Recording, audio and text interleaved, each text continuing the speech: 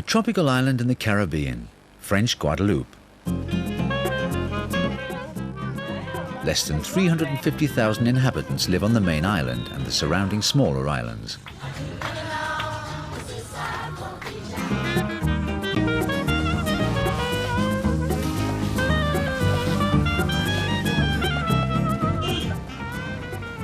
Guadeloupe is a French province and therefore part of the European Union. But it has its own very unique culture, a mixture of African and European traditions.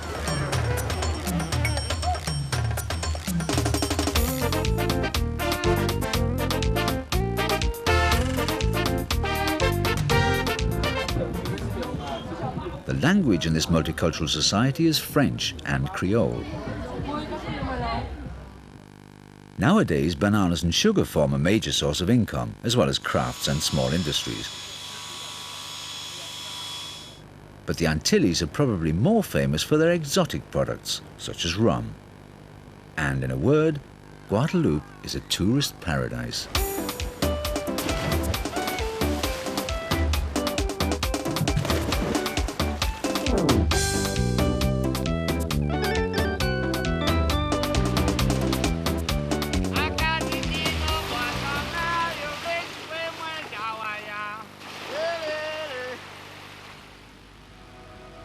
But no paradise is perfect.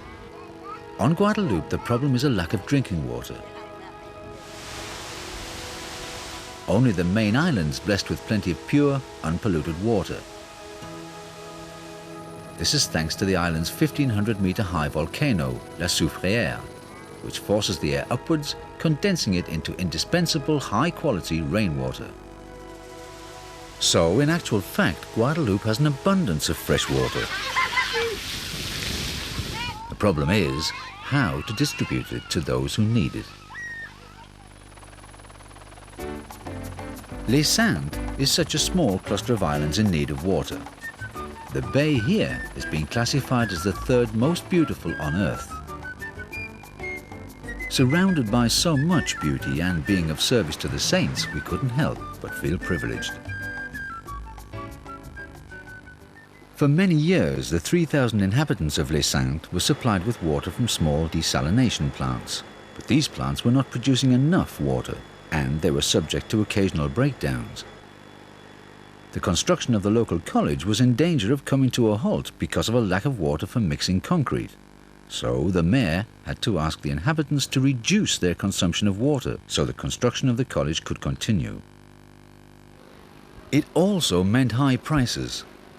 Where the people on the main island paid 8 francs per cubic metre of water, the people of Les Saintes had to pay 70, almost 10 times as much.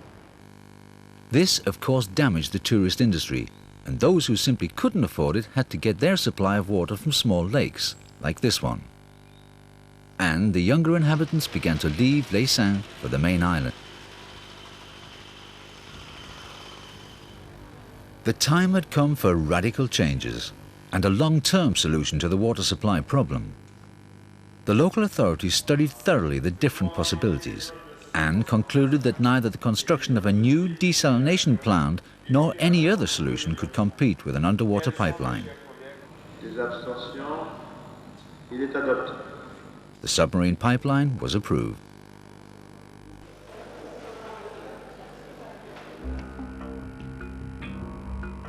Geological studies showed what the contractor would be up against. Between the main island of Guadeloupe and Les Saintes was a 3-kilometre-long gap in the seabed, the Canal des Saintes, descending to a depth of 315 metres at an angle of up to 52 degrees. And the Caribbean is well known for its cyclones.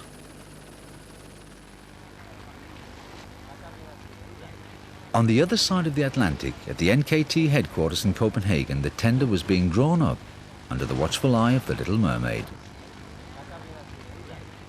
The demand for quality assurance was paramount.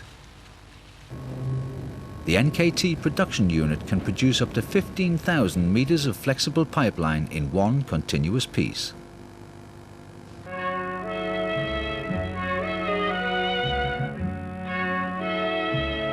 NKT pioneered submarine pipelines in 1968, by constructing and laying the first commercial flexible pipe in the world between Iceland and a smaller island.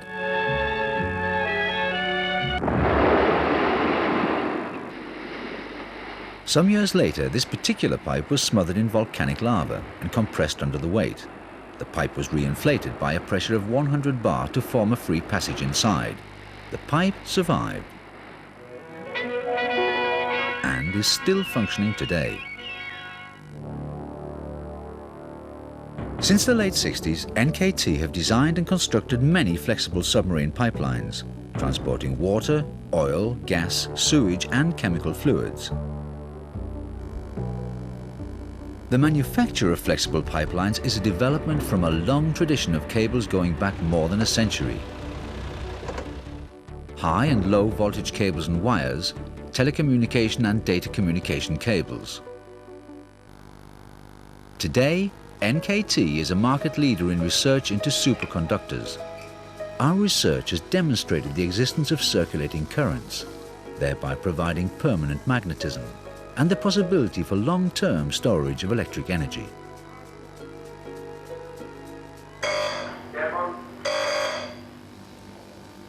NKT won the contract, and the 9,400-metre-long water pipe for Guadeloupe went into production. It starts with the extrusion of the inner pipe, in this case 25mm polyethylene. As already mentioned, this almost 10-kilometre long pipeline is produced in one continuous piece. So, once started, we worked around the clock for 20 days. The second phase is the armouring. On a layer of polyester, 2 steel bands are wound around the pipe, followed by another 2, and then 2 more. This reinforces the pipe to withstand internal pressure. It also weighs the pipe down, ensuring that once it is placed on the seabed, it'll stay put. The other part of the armouring consists of steel wires. These are isolated from the steel bands by a layer of PVC and wadding of polypropylene yarn. The steel wires take up longitudinal tension.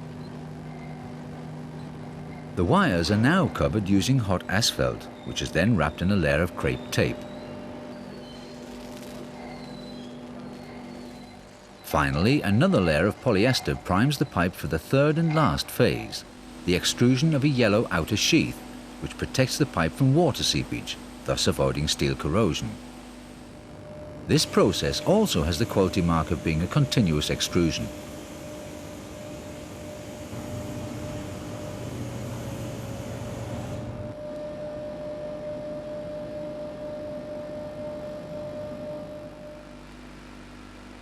Through every phase, production is subject to careful quality control. Both development and production are certified to ISO 9001 standards. This implies rigorous control of raw materials. No raw materials are used in production before they've been tested and approved in the laboratory. Before every extrusion, a specimen of a test pipe is taken and quality controlled. The elongation is tested. The materials used in the pipe must be able to withstand 800% elongation before reaching breaking point. At the start of each working shift, similar tests of the steel tape welds are made.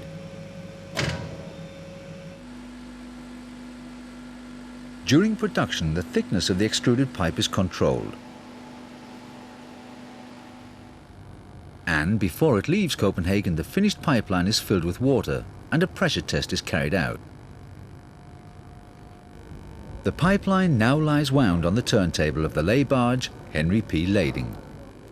The test is made after a 24 hours pressure stabilization and is verified by a representative of the Guadeloupe local authorities. All is set for a transatlantic journey lasting 24 days.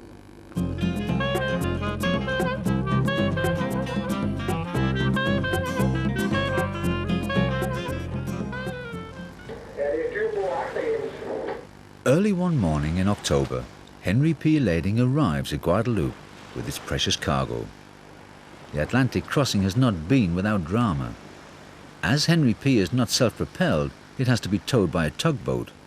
In that fragile configuration, the barge was caught in a storm in the middle of the Atlantic. But it came through safely, with only minor delays. Yes, cool, så er det frit løb til Basse Terre. Okay, thank you. We began the preparations for the laying out. With a temperature of 49 degrees on deck, we felt tropical heat in no uncertain terms. On another vessel, the remote-operated vehicle, the ROV, is ready for a test. Equipped with a video camera, it allows us to follow the underwater operation from the boat.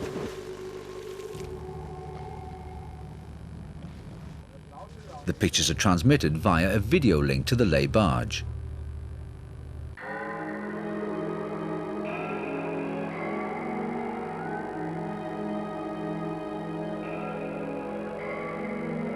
The channel current appears to be a problem.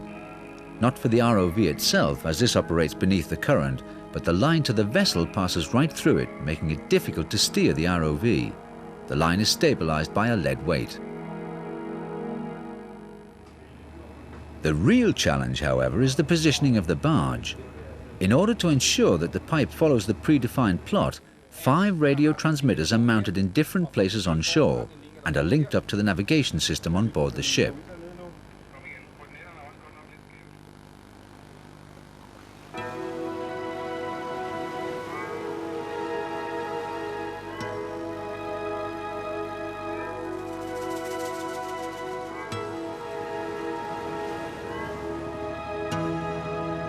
The great moment has arrived.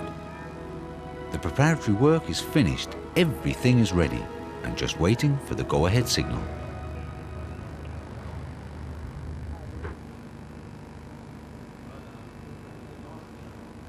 Okay, så ruller vi. The big turntable starts to move, slowly and steadily.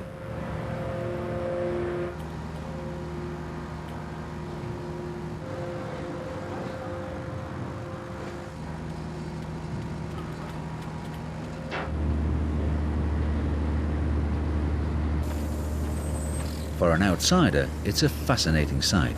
For the crew, it's their job.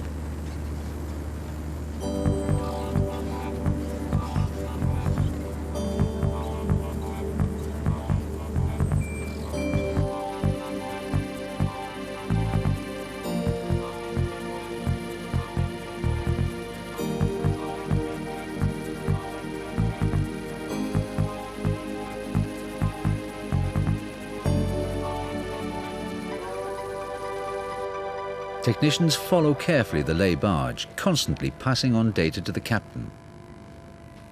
Every second, the computers control the speed of the laying and determine the distance to the seabed. They calculate the pipe's touchdown point on the seabed and the angle of the lie. If this angle is too great, the risk of damaging the pipe at touchdown increases. If the angle is too small, the pull from the pipeline at greater depths will become enormous.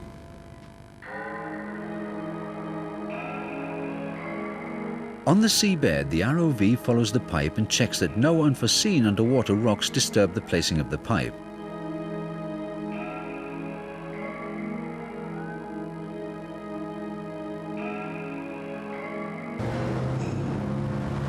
While the laying continues, a reception is held on board Henry P. The president of the Conseil Général of Guadeloupe, Dominique Lariflin, wants to see for himself that everything is going smoothly. Je suis très impressionné par toute cette technologie et très fier que ça a pu se passer chez nous en Guadeloupe.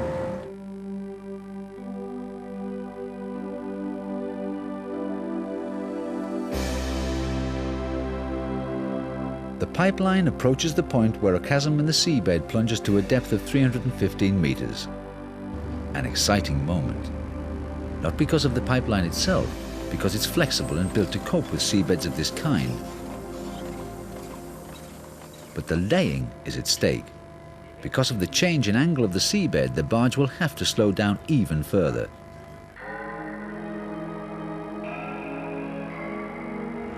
Det går ikke noget, du driver lidt af med vinden.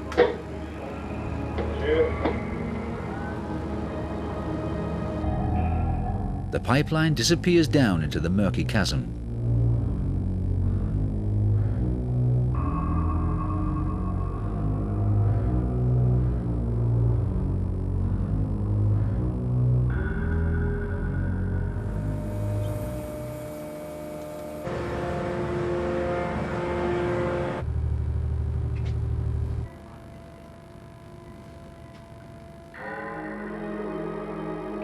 After a while, the pipe reaches the bottom of the chasm. Everything goes smoothly.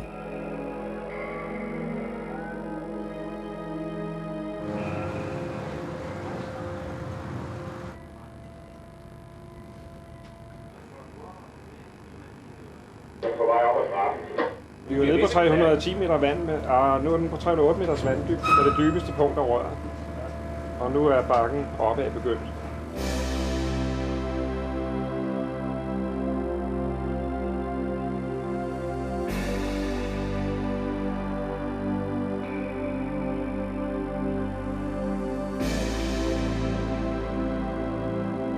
Before the day is over, the laying of almost 10 kilometers of pipeline is successfully completed. The crew can relax.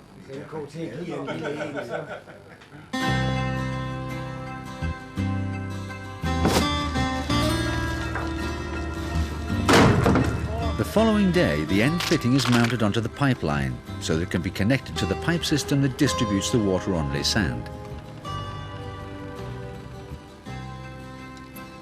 Meanwhile, the radio stations are dismantled.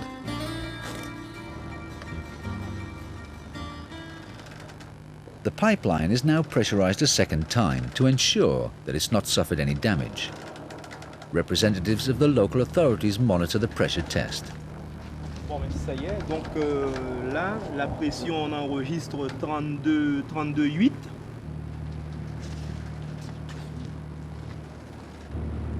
Signature. Oui, merci.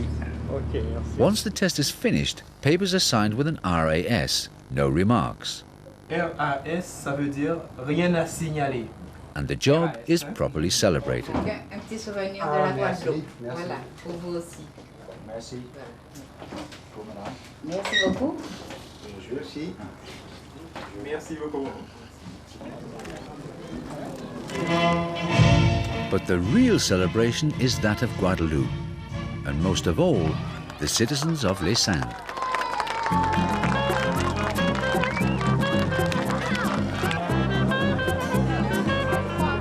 Magnifique, inoubliable. Et on est content, on aura de l'eau et on pourra se laver comme on veut maintenant. Sans que maman dise l'eau c'est cher.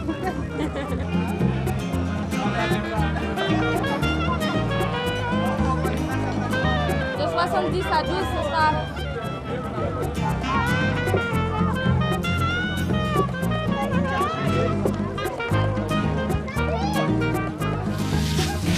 Avec l'eau, on peut tout faire.